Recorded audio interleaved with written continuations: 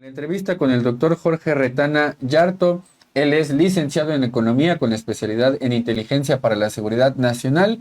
Es maestro en Administración Pública, doctor en Gerencia Pública y Política Social y tiene más de 25 años como docente de licenciatura y posgrado. Es también exdirector de la Escuela de Inteligencia para la Seguridad Nacional del CNI. Con el doctor Jorge Retana Yarto vamos a hablar sobre Estados Unidos y las consecuencias de reprimir la Revolución Centroamericana y Caribeña. Es un texto que aún no está publicado en la revista Contralínea, pero lo estará en los siguientes días y es una excelente síntesis sobre la relación que hay entre Estados Unidos y particularmente la Revolución Centroamericana y Caribeña y cómo lograron incluso detener este tipo de procesos políticos, económicos, sociales, y también recuerda mucho a un libro que no tiene mucho que se publicó, Las balas de Washington, de Vijay Prashad, que es un excelente libro en donde se hace una síntesis de esta relación entre Estados Unidos y América Latina. Le damos la bienvenida, doctor Jorge. Gracias, muy buenos días. Gracias, doctor Aníbal. Gracias, saludos al público de Contralínea.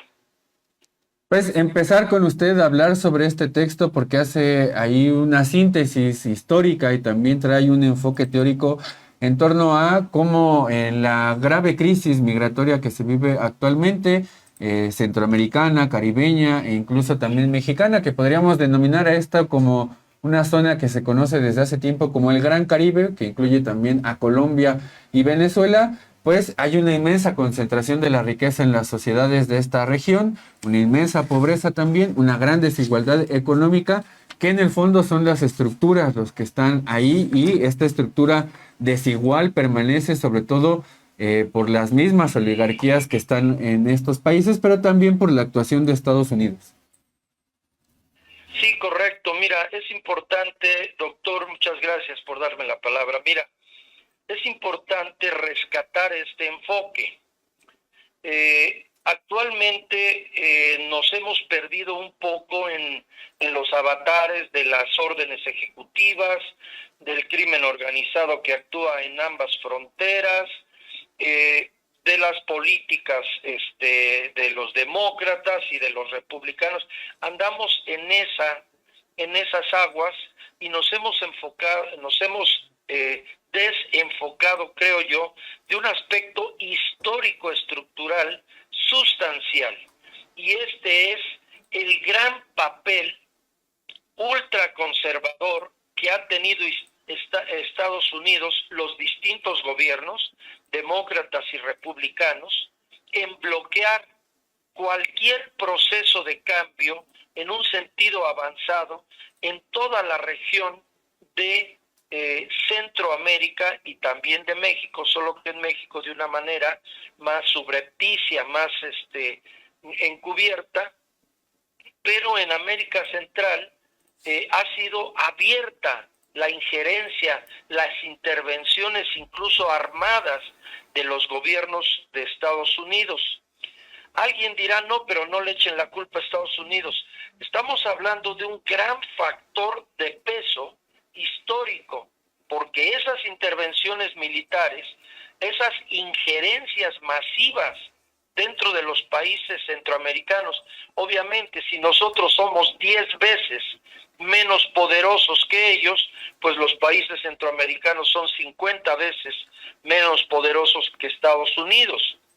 Pero esas intervenciones no se hicieron solamente para resguardar los intereses de Estados Unidos, las empresas, los ciudadanos, etcétera, sino particularmente también para favorecer a las oligarquías nacionales en los estados centroamericanos, que incluían desde luego el estamento militar entreguista a las políticas de intervención de los Estados Unidos. Entonces, en esa medida tenemos que rescatar ese enfoque, porque esta enorme crisis humanitaria que ha representado el problema de la migración masiva de centroamericanos a distintos países, pero especialmente a México, para tratar de llegar a los Estados Unidos, debemos de rescatar esta parte de la realidad histórica.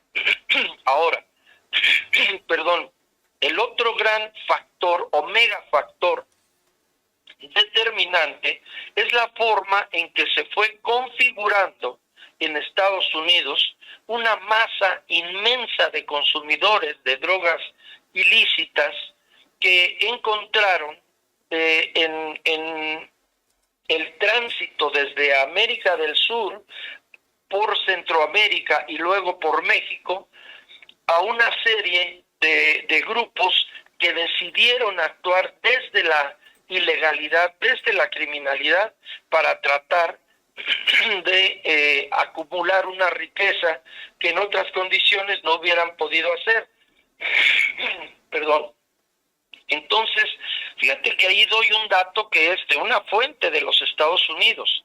Habla de 43 millones de personas que en Estados Unidos han acusado efectos de carácter psicológico, psiquiátrico, etcétera, y que la causa fundamental es por haber tenido consumo reiterado de drogas ilícitas. Imagínate tú un universo de decenas de millones de consumidores de drogas ilícitas que se pueden producir y trasladar a Estados Unidos, pues si no constituía una inmensa motivación, un inmenso estímulo para que grupos criminales tomaran esa ruta y se decidieran a intentar llevar hasta los Estados Unidos todas esas drogas que ahí se consumen y que naturalmente representan compra de grupos que regularmente tienen ingresos 4 o 5 veces superiores a los que tenemos en México y más aún en Centroamérica, para ya no hablar en este momento de Suramérica. Entonces, ahí tenemos dos grandes factores que tienen que ver directamente y de manera determinante en el trayecto histórico de toda esta región, incluyendo el Caribe también, en la actual grave crisis de migración centroamericana. Estos dos grandes factores, la injerencia y las intervenciones militares de Estados Unidos en alianza, mejor dicho, con las oligarquías de esos países, minorías privilegiadas, que crecieron, se enriquecieron brutalmente al amparo de su alianza con Estados Unidos, más la generación de un inmenso mercado de drogas en los Estados Unidos. Si tú articulas ambos megafactores explicativos y determinantes, entonces tenemos ahí una causalidad estructural muy clara. Las injerencias de Estados Unidos con las oligarquías nativas, más la formación de grupos criminales para satisfacer la demanda de los Estados Unidos, es una ecuación brutalmente explosiva que lo que trajo como consecuencia es una migración masiva de personas hacia afuera de esos países. Les doy un dato: en 2022 salieron de Guatemala nada más de 1 millón de personas en un solo año. Ese mismo año Estados Unidos deportó primero más de 100,000 y luego más de 60,000 guatemaltecos. O sea, no podemos disociar en una explicación seria estos fenómenos en esa articulación que tienen claramente. Si nosotros vemos rápidamente, repaso las intervenciones, mira, tan solo en Nicaragua, la intervención de los Estados Unidos fue reiterada. Primero en 1909, luego en 1912 y se salieron del país hasta 1925. Después regresaron en 1936 para sostener al último de la dinastía de los Somoza y ahí se quedaron con una gran sostén hacia el dictador Somoza hasta 1979, en que fue derrocado por la insurrección armada de los sandinistas. Pero así podemos estar revisando todo. En Haití, ocuparon Haití desde 1915 hasta 1934. en Cuba estuvieron desde 1925 a 1936, y desde luego la gran invasión a México de abril de 1846 a febrero del 48, en donde perdimos la mitad del territorio, pero regresaron en 1914 con sus tropas y luego en 1916 cuando ocuparon el puerto de Veracruz. Entonces, en una explicación seria, no podemos omitir estos inmensos factores de carácter histórico-estructural que incidieron en la realidad actual de la región centroamericana en forma determinante. Doctor, también preguntarle sobre, buenos días, doctor. También preguntarle sobre el papel actual, porque sabemos que Estados Unidos pues no ha frenado esta injerencia en la región y que por supuesto estas actividades de la propia CIA, que son actividades clandestinas y que muchas de las veces pues tienen este objetivo de impedir estos cambios progresistas en los países de Centroamérica, de toda Latinoamérica de hecho, y de otras regiones del mundo, pero en el caso particular de la región, pues no se han frenado. Es decir, Estados Unidos sigue con esta misma tendencia, a pesar de que, pues como usted mismo lo dice en el ensayo, es un golpe a su propio corazón, es como ponerse el pie a sí mismo y impulsar pues todas estas migraciones masivas. Sí, correcto. Utilizamos mucho en México esa expresión. No es que si hacemos esto es como dispararte al pie, es decir, como si fueras en contra de tus propios intereses. Pero Estados Unidos no se disparó al pie. Estados Unidos generó un problema mucho mayor que hoy se vuelve hacia su estructura social y política como un boomerang, como un inmenso boomerang, porque apenas en 2014, si no me equivoco, en el año 2013-2014, apoyaron un golpe de Estado del Poder Judicial contra un gobierno legítimamente electo, con una orientación liberal, como era el caso de Manuel Zelaya, que se proponía algunas reformas tímidas.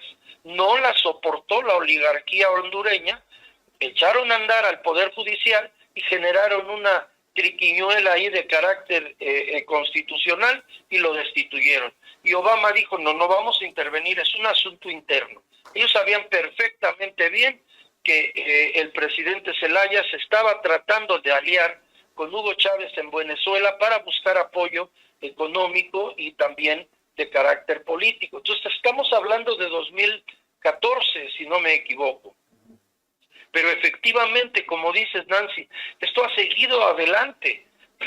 Esto ha seguido adelante en la actualidad, pues nosotros vemos con qué gusto recibió el presidente Donald Trump a una persona como el presidente de Argentina, que respetamos la voluntad mayoritaria de la sociedad argentina, pero que tiene unas posiciones que reniega de toda la historia de lucha latinoamericana y se entrega hoy a postulados en donde si él pudiera desaparece totalmente el mercado, desaparece totalmente el Estado y deja todo el gobierno en manos de empresas privadas aliadas con los Estados Unidos. Es decir, ese tipo de posturas no pueden ser representativas ni de la historia de lucha en América Latina, ni siquiera de las historias en Argentina. Yo tuve un profesor brillantísimo Argentina que estableció cuando fue rector de la Universidad de Buenos Aires que todas las universidades tenían que impartir una cátedra que se llamara Historia de las luchas de liberación del pueblo argentino. Vean ustedes este tipo de caricatura de gobernantes como Milei. Entonces, perdón, efectivamente no hay ninguna posibilidad desde esa perspectiva. Estados Unidos está resintiendo hoy un inmenso boomerang sobre ellos. Pero no olvidar también que la revolución conservadora que iniciaron Margaret Thatcher y Ronald Reagan y que la extendieron a todo el mundo, nos trajo como regalo el modelo neoliberal. Un modelo que hablaba también de renegar de toda la historia anterior, ellos condenaron, y hasta la fecha, esa es la postura, por ejemplo, de Milei, condenan cualquier tipo de intervención del Estado en la economía, en la sociedad, y tratan de restringir al máximo la influencia política del Estado. Entonces, este sistema, a partir de la revolución conservadora de Reagan y Thatcher, también fracasó. En México tenía apenas 4 o 5 años instalado ese movimiento, cuando ya tuvimos la gran crisis de este modelo en 1994. Después se generó lo que se llamó el efecto tequila, que se extendió a distintos países de Latinoamérica. Es decir, todas esas influencias externas, me estoy refiriendo al llamado consenso de Washington, todas esas mega influencias externas han fracasado en la América Latina. Hoy, por ejemplo, el país más desigual de toda la región es precisamente Honduras. Y no es extraño que Honduras tenga a uno de sus expresidentes preso en Estados Unidos acusado de narcotráfico. Imagínense, están deshechas esas sociedades y el Estado tiene claros problemas de viabilidad histórica. Si en algún caso podemos hablar con toda propiedad de estados fallidos, tendrían que ser los estados de la región centroamericana, en un afán de caracterización académica y política. Pero vean ustedes, el que trató de sustraerse a esas influencias y le ha costado una estigmatización internacional ha sido Nicaragua, y no porque todo lo que estén haciendo ahí esté bien, sino porque se han enconchado para tratar de ser lo menos vulnerables posibles. Han signado alianza con China y con Rusia y están absorbiendo el golpeteo permanente en contra de esos gobiernos. Entonces tenemos ahí una situación. En México tenemos uno de los países más desiguales de la América Latina. Estaba leyendo una edición de la revista Gaceta Universitaria, en donde profesores de la facultad en donde yo estudié, de la Facultad de Economía, decían que, fíjense ustedes nada más, en México el 1%, solo el 1%, concentra el 41% de los ingresos totales. Y eso que tenemos 6 años, con todos los avatares de la pandemia global, tenemos 6 años de políticas de distribución del ingreso a través del gasto público. Bueno, ¿cómo estaríamos si esos 6 años no hubieran sido con énfasis en políticas sociales de carácter distributivo? Entonces, estas cosas tenemos que rescatarlas en un análisis serio, un análisis más independiente, sin estar pensando en que vamos a quedar bien con tal o cual medio de comunicación o con tal o cual institución privada. Doctor Jorge, esto último con lo que terminaba me llama la atención. En su texto utiliza usted esta denominación que se le suele hacer a los 3 países de Centroamérica: Honduras, El Salvador y Guatemala, como el Triángulo Norte de Centroamérica. Es una acepción que viene desde por lo menos 2008, ahí es donde la empecé a rastrear, y que le hizo la Universidad Vanderbilt en Estados Unidos, que contó con financiamiento del gobierno de Estados Unidos para hacer esta caracterización de los países de Centroamérica, y que curiosamente, no es casualidad que sean estos 3 países los que tienen varias estrategias de seguridad, que han tenido también una vasta presencia del gobierno de Estados Unidos y sus distintas agencias, no solamente de seguridad, en presencia de estos 3 países, y también el tema de la migración. Y haciendo este recuento que usted hace de los distintos golpes de Estado que hubo en América Latina, de la injerencia que hubo y la invasión que hubo de Estados Unidos a los distintos países ha cambiado la asistencia tanto militar, en seguridad y económica que ha hecho Estados Unidos. En el periodo de la Guerra Fría de 1952 a 1989 fueron 3.964 millones de dólares los que otorgó Estados Unidos a los distintos países de la región: Colombia, El Salvador, Honduras, República Dominicana, Guatemala, Nicaragua.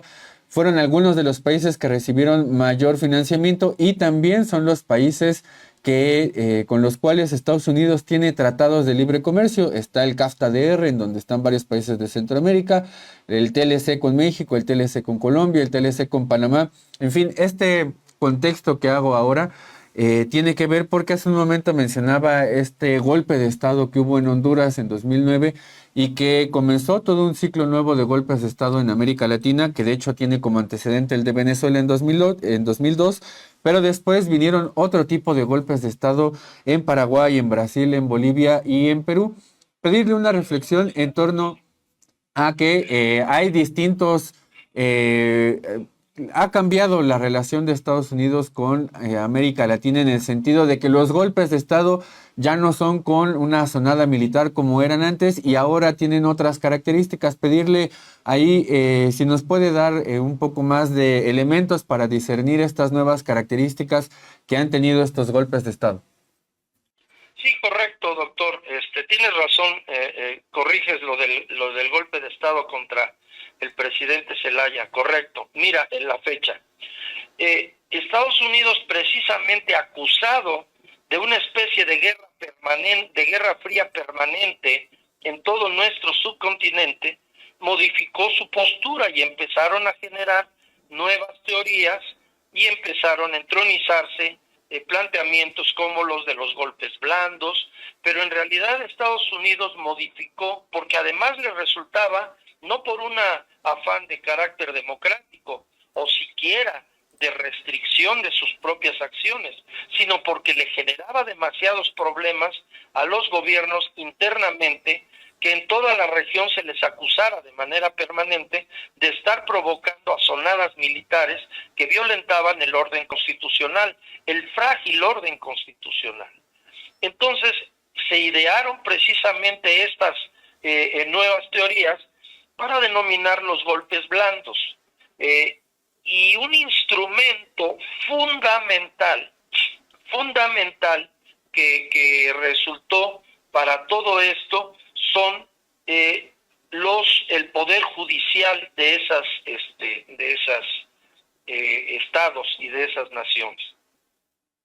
Los poderes judiciales se dieron a la tarea de buscar en los rescollos de los textos constitucionales cualquier milimétrica disposición que les permitiera actuar en contra de gobiernos de orientación nacional popular y desde luego que defienden, como el de Colombia, como el de México y otros, el tema de la soberanía nacional como condición para ejercer una política distinta, precisamente a la luz de la experiencia histórica.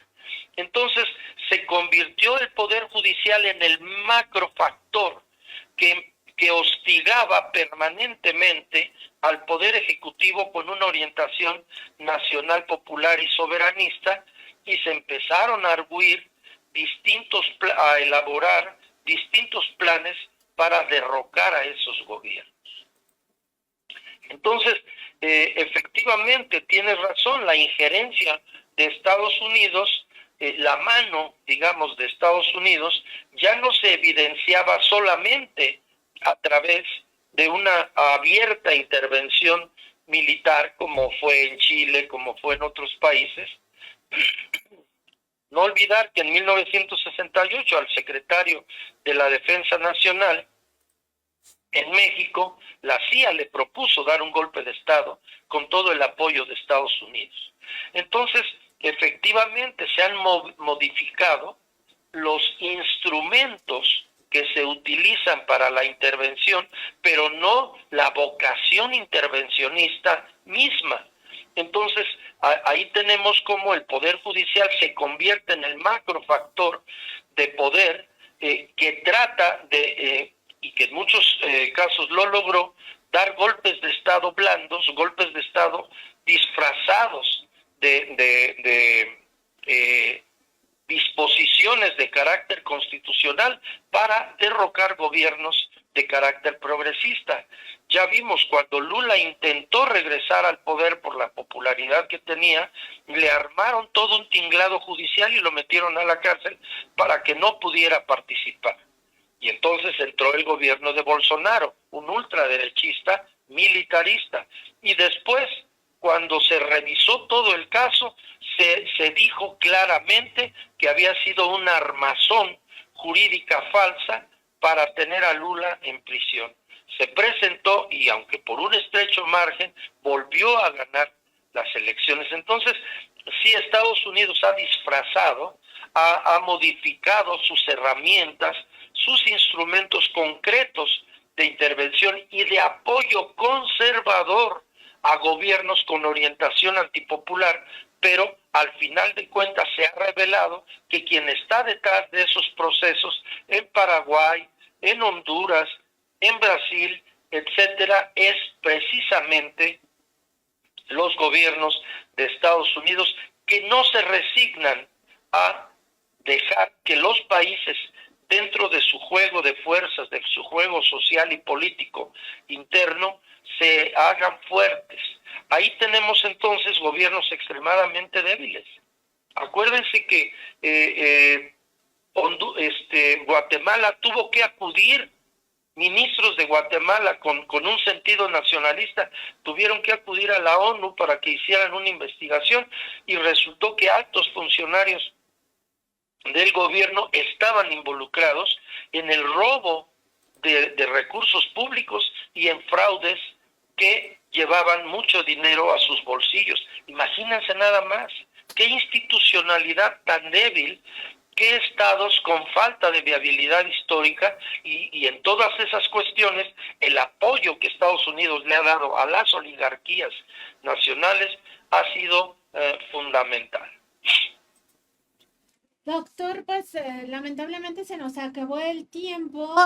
Nada más le pediría un breve comentario acerca de lo que está pasando entre Colombia y Estados Unidos a propósito de la llegada de Donald Trump y pues también de esta repatriación de ciudadanos colombianos en condiciones inhumanas, la protesta del propio Gustavo Petro, y yo sé que son muchos temas, pero también la reacción de la prensa corporativa de decir que Petro se dobló cuando pues al contrario, ¿no?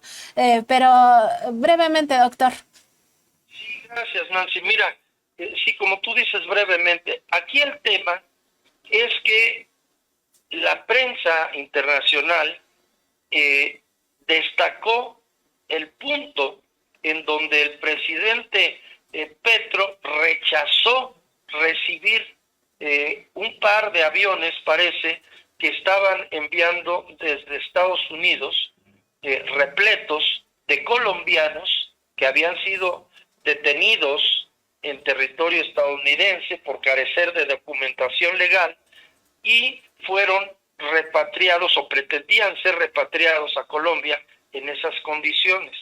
La postura del presidente Petro ha sido desvirtuada, ya no es novedad, pero ha sido brutalmente desvirtuada porque hablan de que sacó a relucir su pasado guerrillero, o sea, unas estigmatizaciones miserables y de caricatura. Lo que el doctor Petro hizo es responder con toda la fuerza que le da su convicción soberana y decir, yo no puedo recibir a mis conciudadanos que los traigan en aviones militares, y que esos aviones militares lleguen al suelo colombiano, porque esa es una falta de respeto a nuestra soberanía.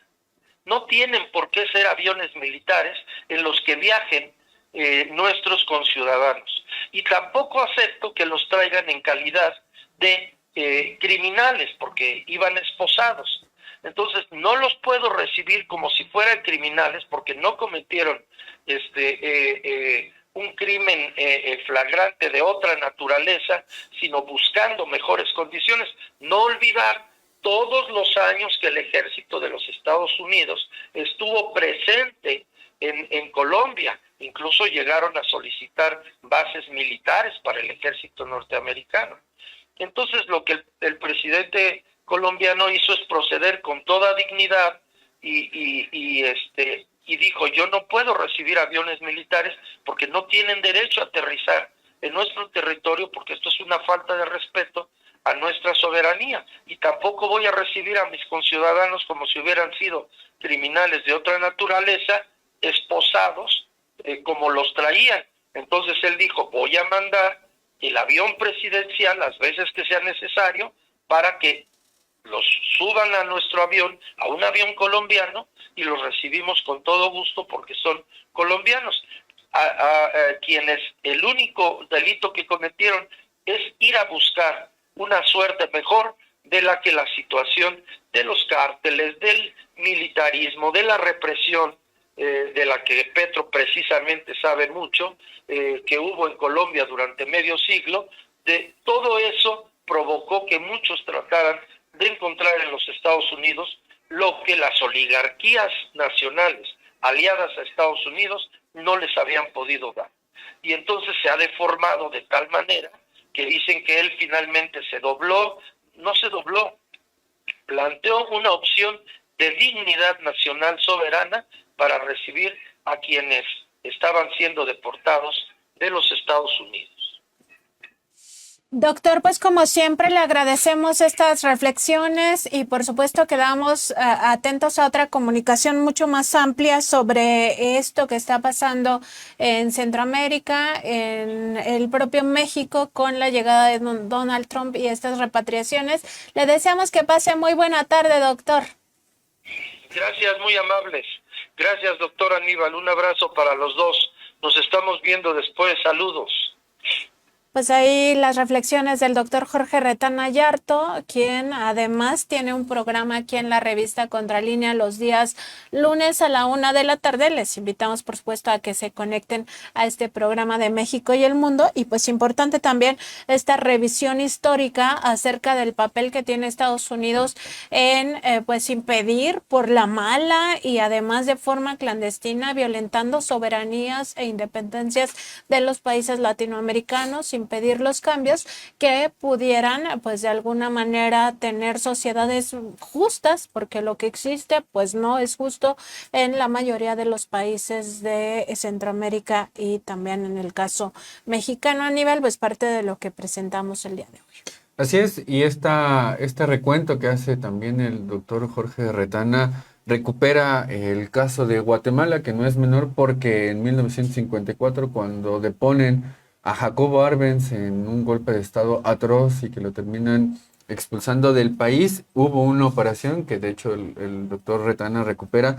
La operación Éxito es importante porque ese fue el paradigma de construcción desde Estados Unidos para deponer a países que ni siquiera o de lejos eran comunistas. El caso de Jacobo Arbenz era un gobierno nacionalista que intentó hacer una reforma agraria y que por eso fue depuesto porque estaba atentando en contra de los intereses de la United Fruit Company, que de hecho también ya había tenido otras actuaciones en el caso de Colombia. Y recuperando esa parte de Colombia también es importante todo esto que sucede ahora, porque vuelve a recordarnos ese periodo de 1948, cuando iniciaba la Guerra Fría, Guerra Caliente en América Latina, que de hecho bien apuntaba el doctor Jorge, en el caso de América Latina es permanente. No terminó ni en 1989 ni en 1991. Esa guerra sigue constante, como decía, ha cambiado la forma, pero el fondo sigue siendo el mismo, que es las distintas intervenciones que tiene Estados Unidos en América Latina, y esa operación Éxito es uno de los paradigmas con los cuales Estados Unidos depuso a distintos presidentes y hasta la fecha sigue siendo referente para estudiar cómo Estados Unidos interviene en nuestros países, aprovechando esto que comentaba al inicio, la estructura económica, la acumulación de riqueza, la conformación de oligarquías, Nancy, que son transnacionalizadas, o sea, que ya no tienen esa base nacional, que ya no cumplen esa función de ser una burguesía nacional que tiene el interés nacional de reproducir las condiciones materiales del país, en el caso de América Latina no la cumplen y eso se nota en distintos casos en América Latina.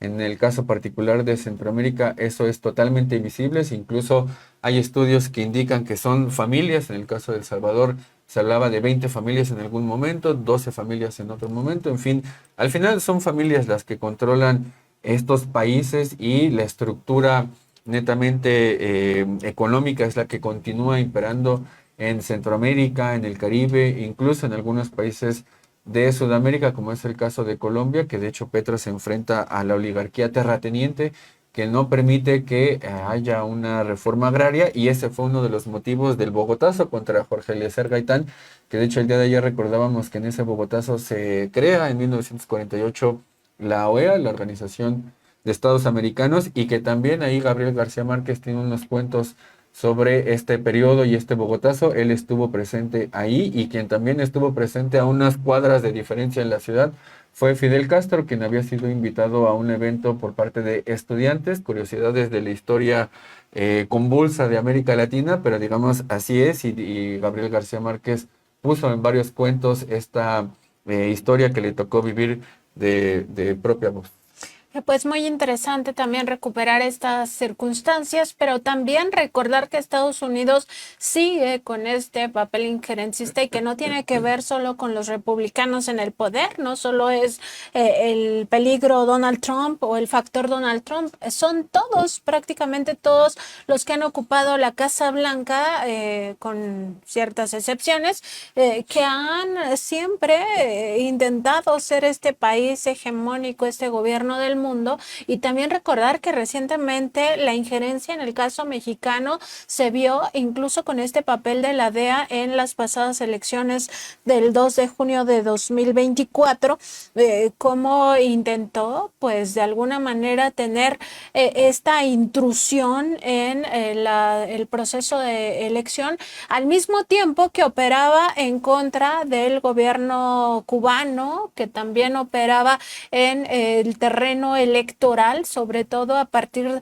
de la disidencia cubana, y que lo hacía en el propio Venezuela. Recordar que parte de las presiones que ha enfrentado el propio Nicolás Maduro, incluso de otros gobiernos progresistas, como el propio Petro y Lula da Silva, pues vienen de las presiones de Estados Unidos y el papel de agencias, particularmente el caso de la DEA y la CIA en el Venezuela, en fin, todo al mismo tiempo intentando que los propios países latinoamericanos rompan sus propias relaciones, que es un poco lo que está pasando ahora con la CELAC, que no se ponen de acuerdo los países de América Latina para enfrentar, y el Caribe por supuesto, para enfrentar este fenómeno Trump.